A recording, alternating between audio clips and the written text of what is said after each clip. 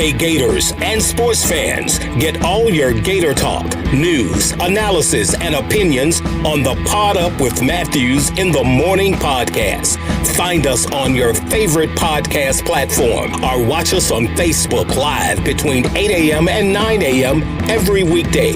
Pod Up, because we are Gator fans. So say it's great to be a Florida Gator.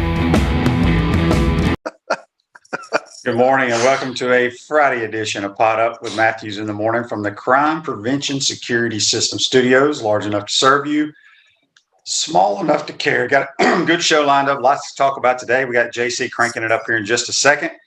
Second half of the show, we're going to have former Gator running back Terry Jackson. We'll talk about Terry's career, what he's doing now, talk about his dad's endowment, being the first African-American football player here at the University of Florida. But in the meantime, we're going to go to the Titan MR hotline, and we are joined by Corn Dog, JC, Johnny Cornell. Good morning, JC. Hey there, QB. Welcome to Friday, man. You've made it all through the week. We battled through it and somehow made it. Yeah, somehow. We got a lot to talk about, today.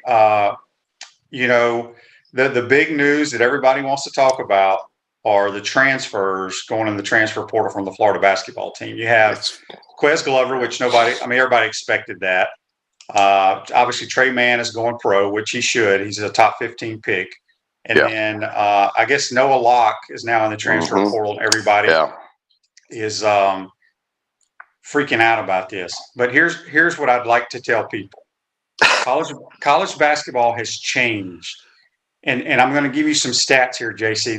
This is hardcore evidence that people should not care if kids leave, and they shouldn't care if kids come in. Okay, so we're going to start with the SEC champions, your squad, the Alabama Crimson Tide. Do you know how many transfers are on their roster out of their 15 players? 10. No, they have 6. Okay, 4 of those guys are main players for Alabama. Okay, let me tell you this: the second best team in the league, the Razorbacks, out of their 15 players, do you know how many transfers they have on their roster? 6. 8. And 4 of them are starters that played elsewhere last year. A kid. Here's where they played last year: Indiana, Jacksonville University, New Mexico, and Northern Kentucky. That's four of Arkansas starters. Alabama has 4 guys that are part of their rotation that played at Villanova. Yale. Rojas came from a junior college. So I don't understand why people get upset when a kid wants to go in the transfer portal. I don't understand. I guess it's just folks haven't gotten used to the concept of free agency. That's exactly what it is. That's what we have. And so free agency is here, and Florida is going to be a very attractive destination for some kid that wants to come and play for Mike White and play for the university and come to this school. So, it's their job to find who that kid is, but this is the reality, and you're exactly right. That's what college basketball is, and football to a certain extent is the same thing. I mean, you're going to have kids, basically, this is what the NCAA, and this is what it has become now, and free agency is alive. And if you have an aggressive staff that can really sell the program, you're going to get certain kids that you've never heard of, and prime example. I just told you, Arkansas has a guy who left Indiana. Jacksonville University. Northern Kentucky is their starting point guard. So I don't want to hear about if people are leaving the program. It happens at every school, and we're going to be better off because I'm telling you right now, that's the way you build your programs now, through junior colleges and through transfers. I wouldn't hardly sign anybody out of high school. Yeah, it does feel like this is you want a little bit more developed player, maybe a little bit older kid, a little bit more experience, that kind of thing. You can look for in the portal. It's all about the portal, isn't it? So in fact, they've almost gotten to the point where you need to have on your staff dedicated coaches who are portal people. People that basically know all about who's coming, who's going in the portal throughout the country. and to try to sell your program if that's what you're looking for. If you need a point guard, if you need an offensive lineman, whoever you need, get a staff arranged. And I'm sure that's what coaches are doing and coaching staffs are doing is dedicating folks to basically watch the portal. Yep. And like I said, there's an offensive lineman for Florida went in the transfer portal yesterday. Big deal. But like I said, Alabama has pretty much put their team together, as did Arkansas, with a bunch of transfers. John says here, Franz Beard said last night that Oklahoma's AD loves Mike White. Look, for the Gator Nation, there's the basketball people out there in the world love Mike White. So if you want to run him out of here, he's going to have a job immediately. Well, he's not going to go and replace Lon Kruger unless Lon leaves. Lon retired. Oh, I missed that. Okay. Yes, he retired. That. I'm sorry. Okay. Well, thank you for bringing me up to date there. I did miss that. Gene says here, good morning. Does Duke, Kansas, and Kentucky have players transferring? Absolutely, they do. The best player on the Houston Cougars, Quentin Grimes, played at Kansas last year. They all have guys transferring. Well, I don't know. These people are living in la-la land. They need to start looking at rosters because that is how college basketball is made up. And it's true. I feel like here's a prime example. Okay, so here's the thing. Here's the thing, JC. Yeah. The Florida Gator basketball team that we just had, Appleby from Cleveland State, DeRougie from Louisiana Tech. We're going to have transfers. I don't understand people's thought process. I guess folks just want to see some incoming instead of outgoings. You know what I mean? We're going to have people incoming. But is Alabama complaining about the incoming guys that they have? Is Arkansas? No. You have four of your top 5 players are transfers starting. So I think people need to take a deep breath and relax. Well, yeah, and I think folks will once they start seeing more incomings than outgoings. That's not the point. You can only have so many on your roster. Oh, I get it, but that's not been the latest news. The latest news is that guys are leaving. So that's all. But what I'm trying to tell people that is true. But for Arkansas to bring in 8 transfers, that means 8 had to leave. Yeah. Okay, so people need to sit back, as Aaron Rodgers says, and relax. Okay. Is that so we got that out of the way. When did Aaron Rodgers tell us to sit back and relax again? I thought that was a big thing like a year or two ago when he told everybody to relax. Okay. But anyway, well, I've said this from day one watching this basketball team. I only thought that only one player playing for us was a true starter, and that was Trey Mann. And I felt like everybody else in the rotation were backups, but they had to be starters. So just because people are transferring, and here's the other thing, JC. Did anybody have any problems when Van Jefferson transferred in here or Trayvon Grimes transferred in here? Absolutely not. So you got to look at it both ways. So anyway, So JC, our golf picks, which it's a match play out in Austin, Texas. I love that golf course because it's got a hole you can drive with water a great everywhere. Place. Yeah, but we picked 3 golfers each. 2 of my golfers lost yesterday, but neither one of us, maybe one of our listeners know, we don't even understand the format. We know it's match play, but usually when you lose, you go home. But they get to play again today. So I don't know if it's a loser's bracket or what. It's a great, and I feel like, wow, how do we not know that? And I guess it's just because we are both assuming that once you lose, you are finished. But you're right. There are guys who are continuing to play. Now, we had 2 guys that did win. DeChambeau and Fleetwood won their initial matches. So they will be playing against each other. Maybe it's one of these losers bracket, winners bracket things, or advancers and guys who are just playing it out until the weekend. And I don't know why they would do that. I don't know what the point of that is. Your guy, Morikawa, who lost, is playing Billy Horschel today. And so it's kind of hard. And again, I don't know why we can't or haven't figured that out. But at any rate, it doesn't matter. We'll see who survives this.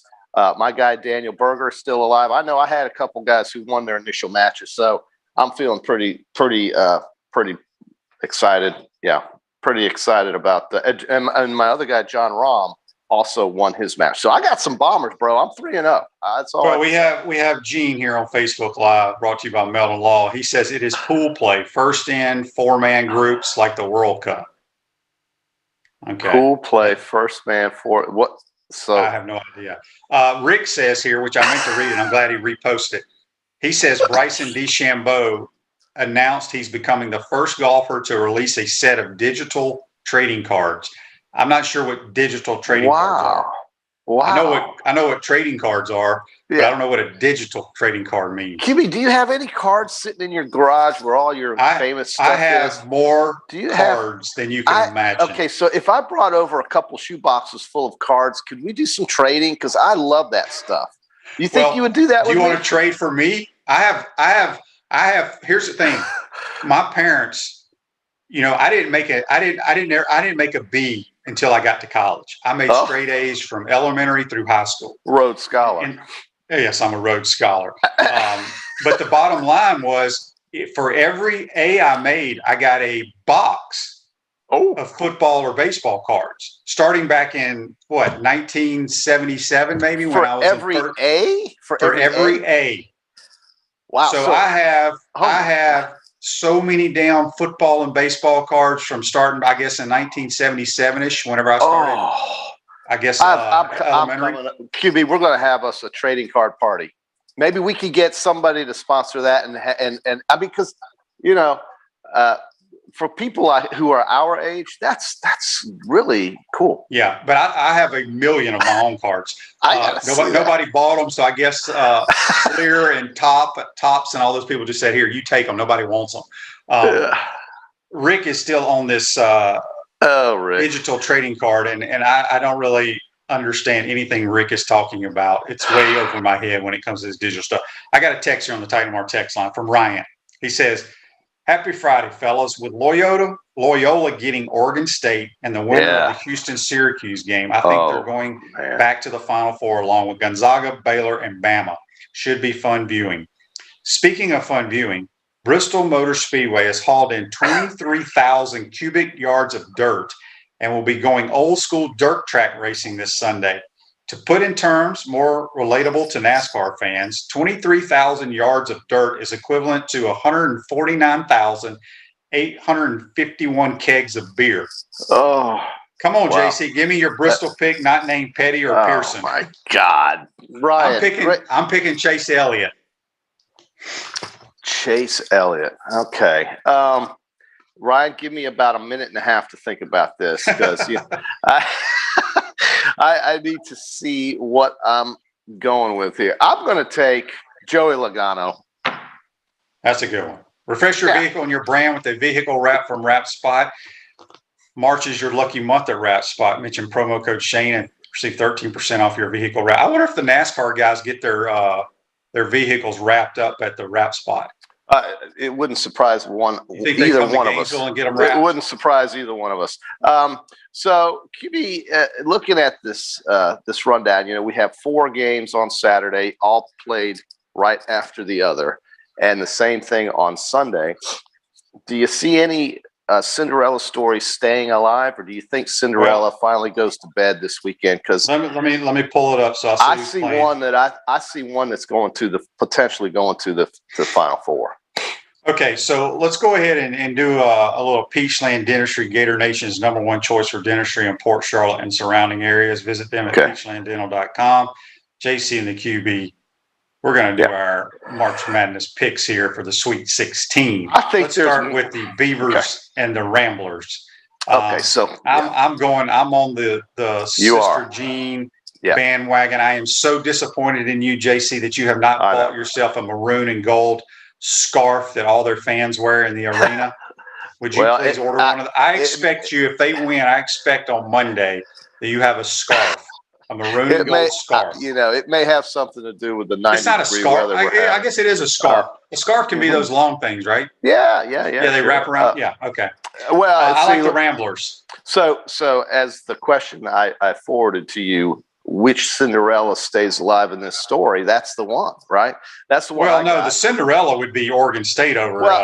So Loyola. It would be. You're right. It would be because the Beavers are the 12th seed, and the Ramblers are the 8th seed. So I guess I'm wrong about that, though Loyola feels like a Cinderella to me. But that's a really good basketball team, and you were right about them from the very start. John says here on Facebook Live, brought to you by Mellon Law, the only official law firm partner of the Florida Gators from the Crime Prevention Security System Studios. He says, do we still consider the Ramblers as a Cinderella? Which is a good point. You know, Gonzaga used to be this, you know, you think about, I remember the Gators played Gonzaga. I think we lost to them probably 10, 12 years ago in the tournament. Yeah. And they were kind of the Cinderella, but now I don't think Gonzaga is at all a Cinderella. No. I think Loyola's getting on that level with Gonzaga. Well, I mean, I don't know, QB. How many times have the Ramblers been in this position here lately? Well, they went to the Final Four 4 years ago. It was 4 years ago? Okay. 2018. So what, 3 years ago? Okay, then they're not. They're absolutely a legit basketball powerhouse. But so when I look at this, then maybe there is not a Cinderella story here in this side of the bracket. But the one thing about Syracuse you have to watch out for, and it'll be really interesting as they are getting 6.5 points against the Cougars. Man, I love that. Because in tournament games, Syracuse has this ability to either keep it close. If they knock down shots or keep people from knocking down shots with that zone defense, they can really mess you up. They could. But Houston is a team made up of, I'm going to say, transfers, lots of transfers, and they play hard. They can score. Do you like Houston? I do like Houston. I think it's going to be close, but I think they can shut down Buddy Boeheim, who's been on a tear. So I don't have the bracket in front of me, but that's in front of me. That's who Loyola would play as the winner of the Syracuse Houston. Right. So this is the Midwest region you're talking about: Loyola, Oregon State, Houston, Syracuse, and the two winners there would meet. Man, I gotta say, I really love the 6.5 points with Syracuse. I can see Syracuse covering, but I think Houston wins the game. So we're going to have a Houston-Loyola matchup to go to the Final Four. I mean, I'm predicting that. Okay, well, I'm going to take Syracuse. I want to take Syracuse and Loyola to play in the Final Four. And I understand Houston being the number 2 seeded team and Sampson. But to me, Houston really is extremely fortunate to even be here because of the way like I said, they found a way to win the game. I can't remember who they played either, but if you go back and you look at all the teams that go to the Final Four, there's always that one moment that you say they shouldn't have won, and they found a way to win. It was Rutgers, yeah. So loving that. You're right, exactly. So they pulled that out against Rutgers. In the Midwest. In the South, Baylor and Villanova, I think will be a great game, but I think Baylor wins that one. They're 7.5 point favorite. And then Oral Roberts. I think the Villanova can play with the physicality of Baylor. Oh, let me bring something up. Both of those teams are full of transfers, by the way. Baylor and Villanova. I think we got the theme of the show. I just want to throw that in there. I think we got it now. But great that you threw that in. Baylor, Villanova, and then Arkansas, Roberts. Maybe imagine the Baylor-Arkansas game. All the players out there on that court. But Oral Roberts, we've talked about these guys. That's the Cinderella story of the tournament right now. It is, and Oral Roberts has already played Arkansas once this year at Bud Walton Reed. I think they lost by 10. That's right. So we'll see. I'm going to go chalk there and say Arkansas. I think Arkansas is going to have some issues, but Arkansas is going to win, and they're going to face Baylor to go to the Final Four. Then in the West, we have Gonzaga and Creighton. Creighton's impressed me with their shooting. Gonzaga's impressed me because of who they are, and they're a 13-point favorite there, Gonzaga. And then we have a Pac-12 matchup with that winner playing either USC or Oregon, who have been very impressive in their first two. Well, Oregon only having one game so far, but they looked really good against Iowa.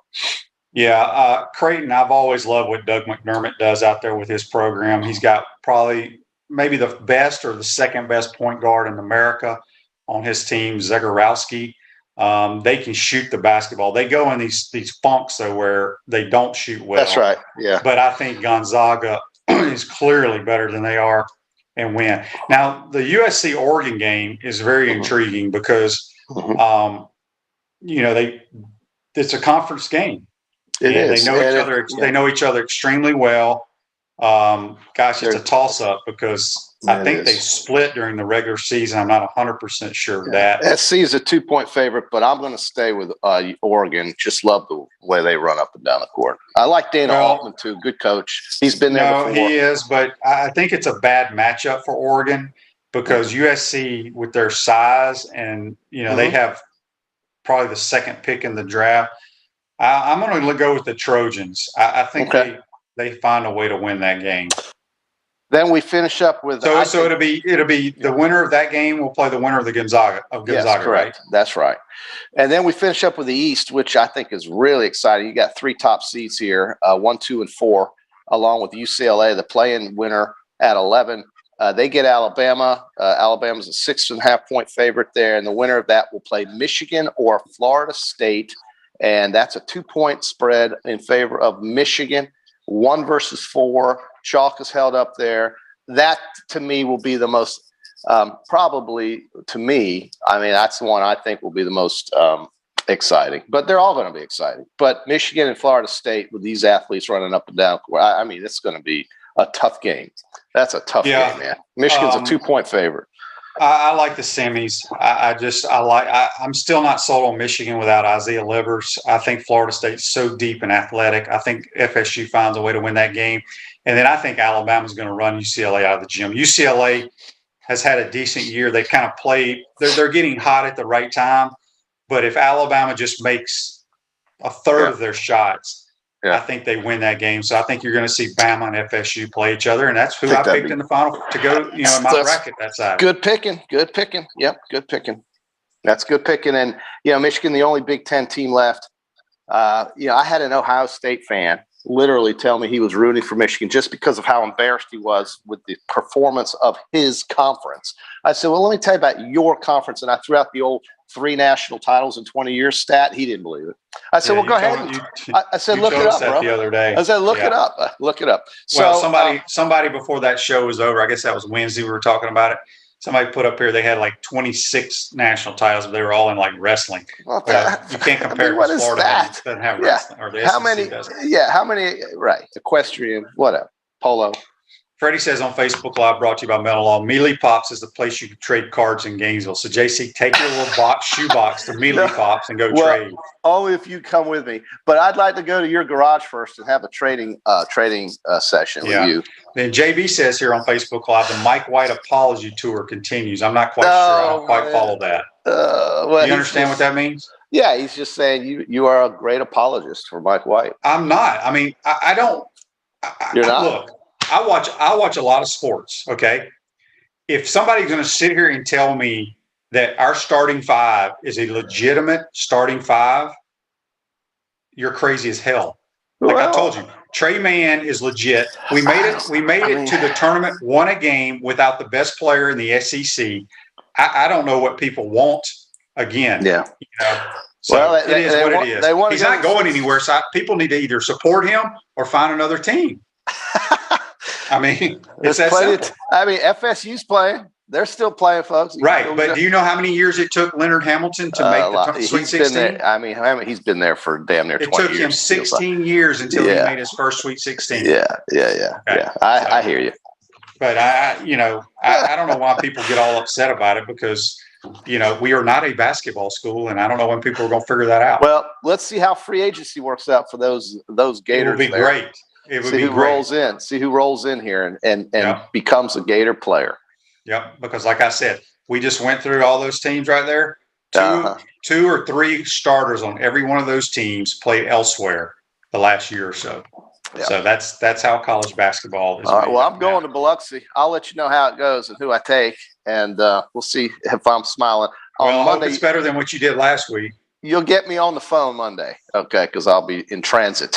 Yeah. Don't forget, we'll be joined by Terry Jackson here shortly. JC, in the meantime, I got to read This Day in Sports, Let's do that. Brought to you by our friends at Comfort Temp. Comfort is our business. Peace of mind is our promise. This month, get a free annual maintenance plan with every residential duct cleaning purchased, $199 value. Service departments available 24 hours a day, 7 days a week for your convenience. Okay, so this day in sports, 1979, the 41st NCAA basketball championship game. You know who played in that one, JC? In 79? Maybe the most famous one. Oh, it was NC State and Houston. No, it would be the Michigan State Spartans against the Sycamores of Indiana State. Oh, Jordan. Okay. Magic the and Larry. Magic Johnson, Larry Bird rivalry started. It was the highest rated game in the history of televised college basketball. Yep. They played that game in Utah at home of the Utes. I don't know all that. I do. They played Salt Lake City. Okay. Well, Bird versus Magic. Chris knew that. So that's brought to you by our good friends at Comfort Temp. You're going to ask Terry about that run he made on Florida State when he came across. What was that play, man? I was sitting in the end zone covering it for TV 20, and I was in the box upstairs in the Superdome, and I saw that hole open up like the Red Sea. And Terry just came right on through that thing. And when he did the somersault in the end zone, I actually cheered in the press box. And you know what? They did not get mad at me. So, no. They didn't kick you out? That game was so over at that point, and what a night it was. Yeah, that was a good one. There's no question about it. You know, it's interesting. That team had three really good tailbacks. Elijah Williams, Terry, they did, and Fred T. What a great team. You got to talk to Terry about that team. And ask that obligatory question you're going to ask, like, could you guys have beaten the 06 game? Oh, I'm definitely asking. I mean, that's going to be the awesome. That's the obvious question you guys always ask each other. Team is going to be here's what's interesting, and I can't remember. You know, when Terry was done playing, Urban hired him as like a community player development guy. So he was in the program, I think, when we had the 06 and 08 national title. So he was part of that team. Yeah. And he saw it firsthand every day in practice. So, of course, I'm going to ask him, but I already know the answer. Of course. Yeah, let him tell you. I agree with him 100%. Of course you do. You 90s guys, 90 guys all stick together. I like that. The 06 team was lucky. Yes, they got a break there. But the 08 team, man. It was very good. Whew, God, oh my. But I think you're right. I think that 96 group was, or 90, what is it, 95 or 96? It's 96 team was just amazing. I really liked the way they got on FSU that day. All right, well, QB. All right, JC. Well, good luck on your drive to Mississippi. Be safe, and we'll talk to you on Monday. Yeah, buddy. We'll see you on Monday, and we'll have a nice Final Four. We'll know by then. Yep, that's JC. Join us on the Titan MR hotline, and we're going to take our first time out. When we come back, we'll be joined by Terry Jackson. You're watching and listening to Pot Up with Matthews in the Morning from the Crime Prevention Security System Studios. We'll be right back. Hey Gators, this is Coach Steve Spurrier. Pot Up with Matthews in the Morning. We'll be right back after this commercial break. We want to take this moment to thank all our sponsors who keep the show going and pay the bills. Our gridiron sponsors are Crime Prevention Security Systems, large enough to serve you, small enough to care. Titan MRI, Gainesville's only locally owned and operated MRI facility. Meldon Law, where you matter most. Peachland Dental, Gator Nation's first choice for dentistry in Port Charlotte. Comfort Temp, comfort is our business, peace of mind is our promise. G-Tech Sport, keep your athletes in the game with G-Tech Sport. Celebration Point Town Center, Center State Bank, Chris Doring Mortgage. Some of our touchdown sponsors are Campus USA Credit Union, Adams Rib Company, Doreen Wiebe Realtor Caldwell Banker, MM Parish, Gator Dominoes, Celebrate Primary Care, Gator Bait Media, Wrap Spot, Okido America, Gators Dockside, Style Cuts, Ironwood Golf Course, TV Financial, Meadowbrook Golf Course, Darshackow Insurance. If you are interested in promoting your business on the show, visit potupwithshane.com and click the Advertise button. Again, thank you to all the great businesses that support the show. If you like what we are doing here, make sure to follow us and support the businesses that support us.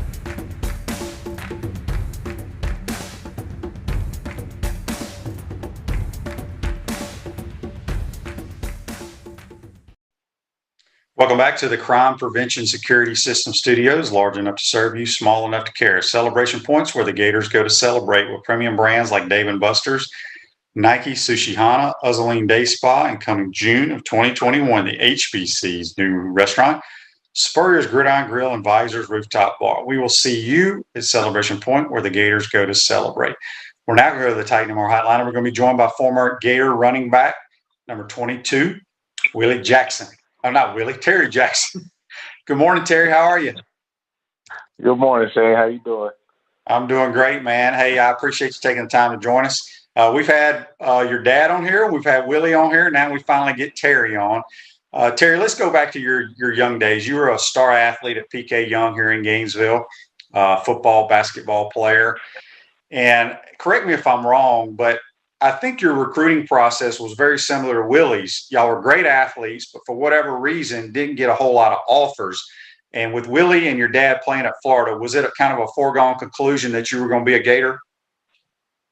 I mean, for me, obviously, that's what I wanted to be. I mean, it was obviously what you guys were doing there was an up and coming program.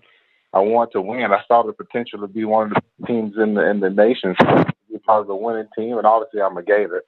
Family, everybody, both my parents went there. My brother went there, so I wanted to be a Gator. I knew a lot of guys already on the team, so that's what I wanted. But like you said, it was I think I got like the last scholarship. I was a day away from, I think, signing with Duke. And I think Ron Zook called me. He was a recruiting coach. He said, Terry, just hold on. We're going to try to find something for you. And I think like the last scholarship, like the last day, if somebody went somewhere else, I don't remember who it was, and they found a spot for me like the last day before signing day. So somewhere close to it. And the rest is history. So, yeah, it was I think when you come from smaller schools, like PK Young, we were a smaller school, even though Travis had signed and Chris was there, my brother was there. You still kind of, they look at the competition, I guess, per se, and they say, I don't know. We got a lot of guys. I remember Spurrier told me, he said, we got a lot of great athletes coming in. That class, we signed Fred Taylor, all those receivers, Ike, Riddell, Quez. They had a bunch of great running backs already there. Terrence Foy, Tyrone Baker. The list goes on and on. The great players already there. So he said, we got a lot of guys here. We'll try to find something for you. Like you, we hope you can be a Gator. And it worked out. So it was a great opportunity. Yeah, and I want to say early in your career, I know you got redshirted, but didn't they have you over there playing defensive back? Yeah, I played defense when I first got there. I was Ben Hanks and D. Ham, Pat Lowe as the nickel strong safeties bunch. I was playing defense for the first year I was there. It was a great experience. I mean, I think I could have still played that and at a good level, but we had some injuries one spring, and Fred, Eli, everybody was hurt. T-Bake was hurt, and we had a scrimmage, and they gave me a draw, and the rest was history. When you look back, especially the '96 team, Terry, I'm going to ask you a couple questions about that team. But in the backfield, it was yourself, as you mentioned, Elijah Williams and Fred Taylor, three great running backs, all played in the NFL. Was it difficult playing with all the other guys? I know y'all are good friends and everything, but everybody wants the damn football. Every receiver's always open. Tailbacks want a bunch of carries. How did y'all get along? And, Coach Franks, I believe, was the running back coach at the time. How do you keep all you guys happy? It was pretty much whoever was hot. And, we were all around the same age. Me and Fred were the same year. He didn't redshirt. Eli came to class before. So it was like whoever was hot, who the guy was hot would kind of be in the game. We really didn't have at that point, like I said, we were still kind of young. So it wasn't the egos weren't out of control or whatever yet. And I think we were all close enough and we hung out close enough. And we were, that's back when we lived in Young Hall. So we were so close. So you're going to be friends and you're together. So it didn't, whoever was hot got in and you did your thing. And it was, I remember when I first got my call because those two guys were hurt And I kind of went off that first game. I got against Kentucky, and then I was kind of playing, and they were hurting. And when they came back, I think against Auburn, I separated my shoulders, and they went. And I didn't play for a few games, but whoever was hot, we found places. I would end up playing a little fullback, both positions. So whoever was hot got their call, and we had a great relationship. So it wasn't too bad. It wasn't no fighting, infighting, or giving the ball this bad. It wasn't really much like that. Yeah. We're speaking with Terry Jackson here on the Titan Tomorrow Hotline. On the text line, we got a text for Terry. He says, Shane, could you ask Terry what was the best win you had as a Gator and what was the worst defeat? Thanks, Daryl. The best win, probably the national championship game against Florida State. I mean, 'cause that's what you play for. I mean, to win the big game. I mean, and that's what every Gator fan have been waiting for forever. So that was obvious to me was the biggest, funnest game, and the way we did it after the earlier loss. But we expected it. We've been expecting it for a few years, but that was the most enjoyable win. Probably the worst loss was Tennessee in '98, because I thought that was probably our defense was probably the best defense that we had, and we definitely I thought we should have won the national title that year, me being a captain. I was coming off of a ACL injury, and I really wasn't, I didn't play my best game, so that loss was tough because they ended up winning the national title, and I thought we were better than them. But, I mean, they were a great team, but I thought we had a great opportunity to win another title that year. Isn't that the game? Was that game at Tennessee in '98, and we had like 6 or 7 turnovers? Exactly. And I had the first one, and I think it just catapulted from there. And I think we would have probably, because we had mind control over them at that point, and so I think we would have probably went on and won another one. At Chris Doring Mortgage, they do mortgage lending right, helping home buyers throughout Gainesville and North Central Florida. Call Chris Doring Mortgage today at 352-244-0840. All right, Terry. That run you had against the semis in the national title game. Well, I'm trying to picture it. I know it's you break one and go a long ways. What was it, 39 sweep? Yeah, I think it was 38 sweep when I cut back. Oh, okay. I think it was 38 sweep when I ended up cutting it back. And you did your little flip into the end zone. Is that something that you had planned out, or it just kind of happened? Just kind of happened in the excitement. I knew that was it at that point. So it was just the excitement and jumping to the end zone. I may have seen something like that on SportsCenter or something, whatever, but no, it wasn't anything I planned. I'm going to ask you this, and I'm trying to remember. We're going to talk about your NFL career here in a minute, but you were on Urban's staff as community relations, player development, or what have you. So I'm trying to remember. Were you working for him when they won the 2 national titles? I came in 2008, the second one. Okay, so you were there. Okay, you're there for a second. So I like to ask anybody that played, whether they played on the 06 or the 08 team or the 96, one of the 3 national title teams. If they played like a round robin, those 3 teams, who would end up being the best team? That's a great question, and I used to argue with those guys all the time. And tell them how we would have whipped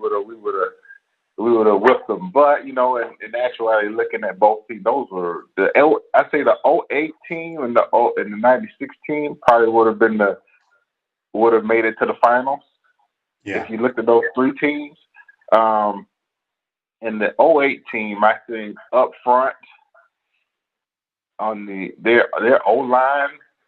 Not that our O-line wasn't great, but their O-line was. Look at those guys on that O-line.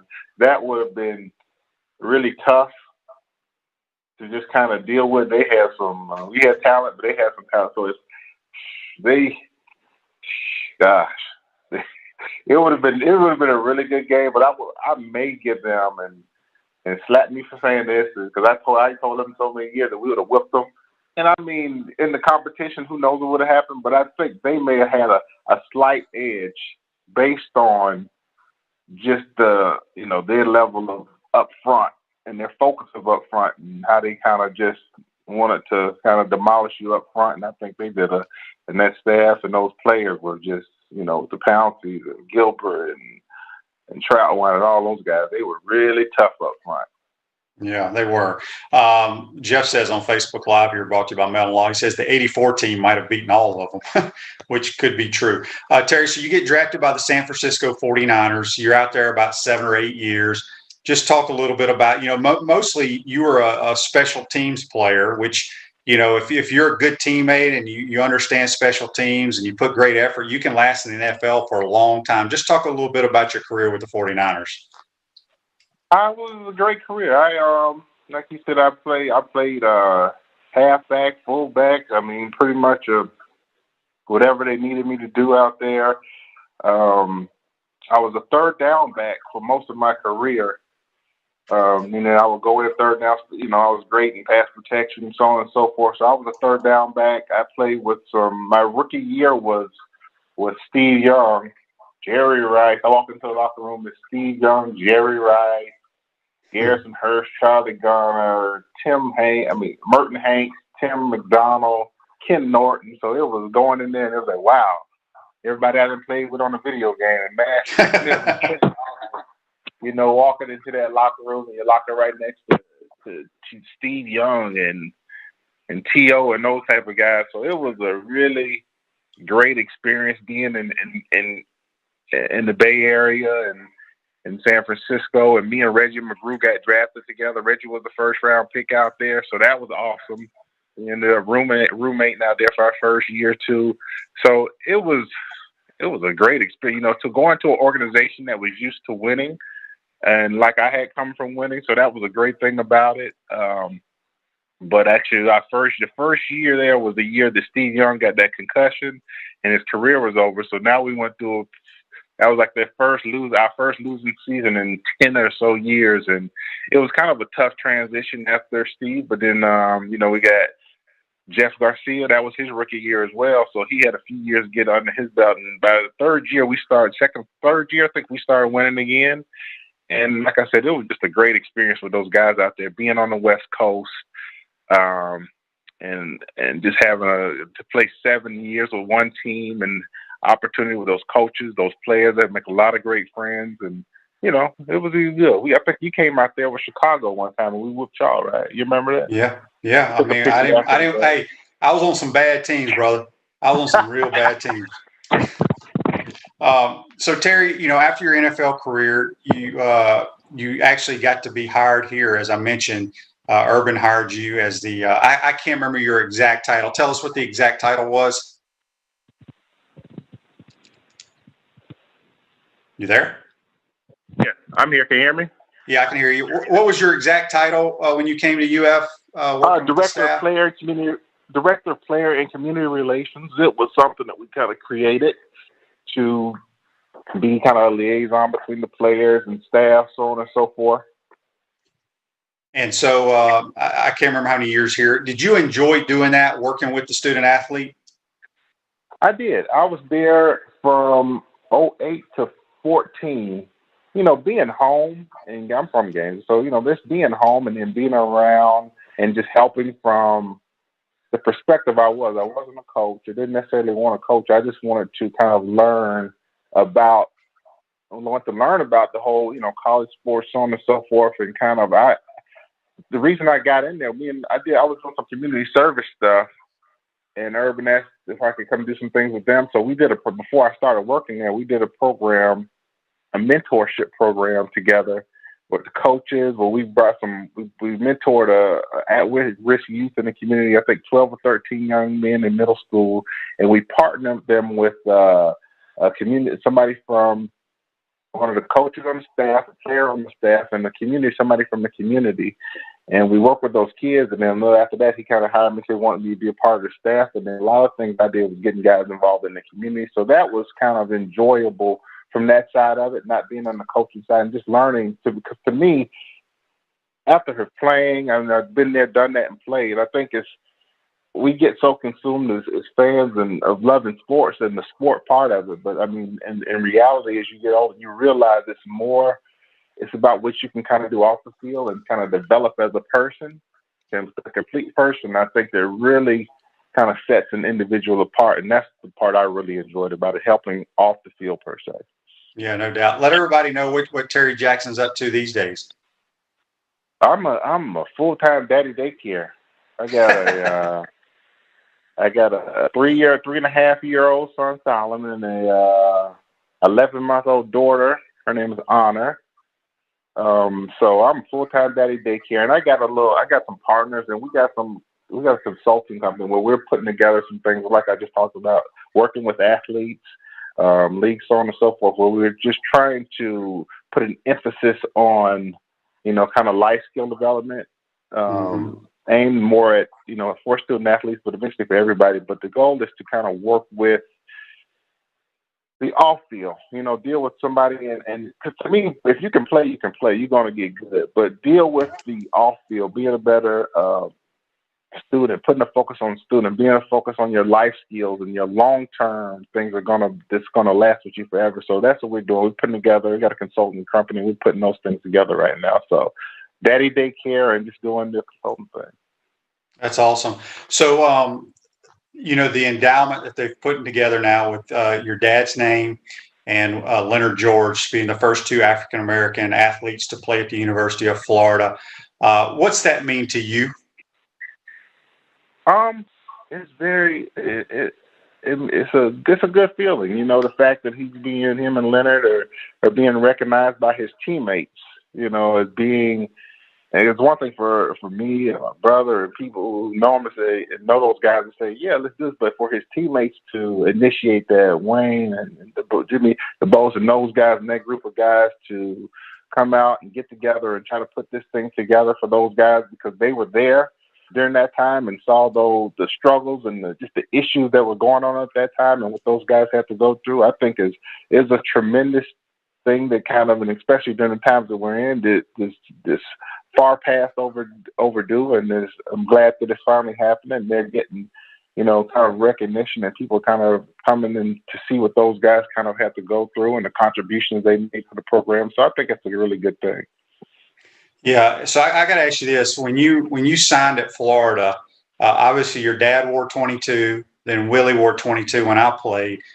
Was there anybody wearing number 22 at that time that you had to go say, "Hey, man," or tell Coach Spurrier or whoever's in charge of that, that's our family number? Or did Coach Spurrier, because he's pretty good at that stuff, did he just already have number 22 set aside for you? Well, my homeboy Tyrone Baker, he's a game. Oh yeah. So Tyrone had number 22. Okay. So Tyrone was, I think Tyrone, he was like, oh, yeah, I don't remember the exact, what kind of happened, but, he was a homeboy. So I don't think it was that big of a deal. Because at first I had number 43, and, they just give That's a terrible number. They just give you a number or whatever. And then, T-Bake after my freshman year, that redshirt year, T-Bake. Okay. We still got you there, Terry? Yes, sir. I'm here. Okay. A few more things here.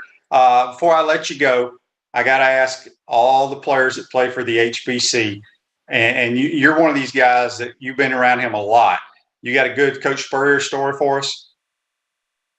My teammates, Eli Williams, his favorite story, because I didn't get in trouble too much. But it was I don't know, the practice or something happened in practice, and I don't know if I ran the wrong route. They say I ran the wrong route. I don't know. And we were in the meeting. You know how the meetings get. And he was like, we could have still been on the field. And he came to me. He said, he was like, Coach Franks, what did Terry do that? I thought he was a smart guy. I thought he was a 4.0 guy. He's not smart. He's dumb. He's not smart. He's dumb. And everybody just died laughing. He's not that smart, Coach Franks. He's dumb. I thought he was a 4.0 guy. And everybody just died laughing. They thought that was the funniest thing ever. Because the stories, when he would get on somebody, he would joke and joke and joke. I mean, he would just be on you. Now, if you'd have buttered the jokes, it wasn't that funny. But if you were watching it, it was the best thing ever. Because that's what he liked to do. I remember we were at, I sat with him and Miss Spurrier at Travis McGriff's wedding, and he just was joking the whole reception. We were at the table together, and he just joked the whole time. So he's a funny dude. I mean, he just, you were the quarterback. You was around him all the time, but he's a funny dude. And, just his confidence, as a coach, that's what was, I think, set us apart. His genius, his confidence and his ability to kind of compete at that level was, and to find the weaknesses in the defense and make it happen and draw up stuff, that ingenuity was just, that's what made him special as a coach and set us apart. Yeah, I agree 100% with that. There's nobody like that man. Well, Terry, we appreciate you taking the time. Take care of those babies. And, I'm anxious to see where this endowment goes with your dad and Leonard George. It's a tremendous deal that everybody's doing, and of course, if anybody wants to donate to it, all they got to do is call Gator Boosters. So anyway, Terry, be safe, my man, and we will talk to you soon. You too, Shane. Thank you very much. You be good, man. All right. That's Terry Jackson. Join us on the Titan MR hotline. When we come back, we're going to wrap up this Friday edition of Pot Up with Matthews in the Morning from the Crime Prevention Security System Studios. We'll be right back. We want to take this moment to thank all our sponsors who keep the show going and pay the bills. Our gridiron sponsors are Crime Prevention Security Systems, large enough to serve you, small enough to care. Titan MRI, Gainesville's only locally owned and operated MRI facility. Meldon Law, where you matter most. Peachland Dental, Gator Nation's first choice for dentistry in Port Charlotte. Comfort Temp, comfort is our business, peace of mind is our promise. G-Tech Sport, keep your athletes in the game with G-Tech Sport. Celebration Point Town Center, Center State Bank, Chris Doring Mortgage. Some of our touchdown sponsors are Big Mills Cheesesteaks, MB Listing, Cornerstone Financial, McDonald's of Gainesville, My IT Masters, Gainesville Neon and Signs, 84 Lumber, Tropical Smoothie Cafe, Chick-fil-A on Archer Road, Avra and Smith, Dowling Signs, Chomp Harder Apparel, Ruse Ogra Agent, State Farm Insurance, Silver Cube Billiards and Sports Bar. If you are interested in promoting your business on the show, visit potupwithshane.com and click the Advertise button. Again, thank you to all the great businesses that support the show. If you like what we are doing here, make sure to follow us and support the businesses that support us.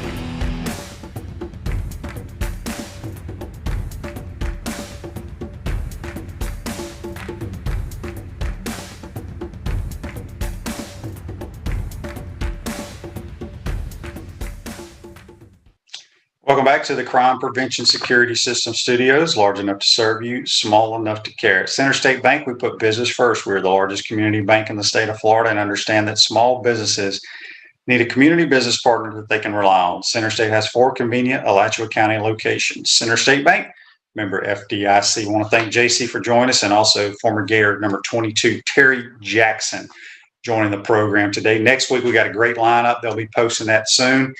Also, congratulations to Mary Wise and Florida Volleyball. They finished the year out with a win. Now getting ready for postseason play. Also, baseball is at South Carolina this weekend. Softball, actually, I forgot who softball plays, but lots of sports on campus or with the Gators.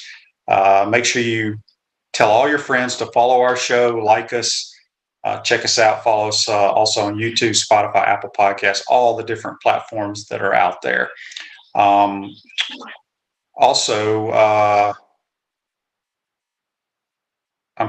just lost my train of thought because I was reading some questions here. I'm not sure what Dan's talking about. I already missed that. Wow, thanks. I don't know if he's referring to the endowment that's going on or what. But anyway, enjoy the Sweet 16, folks.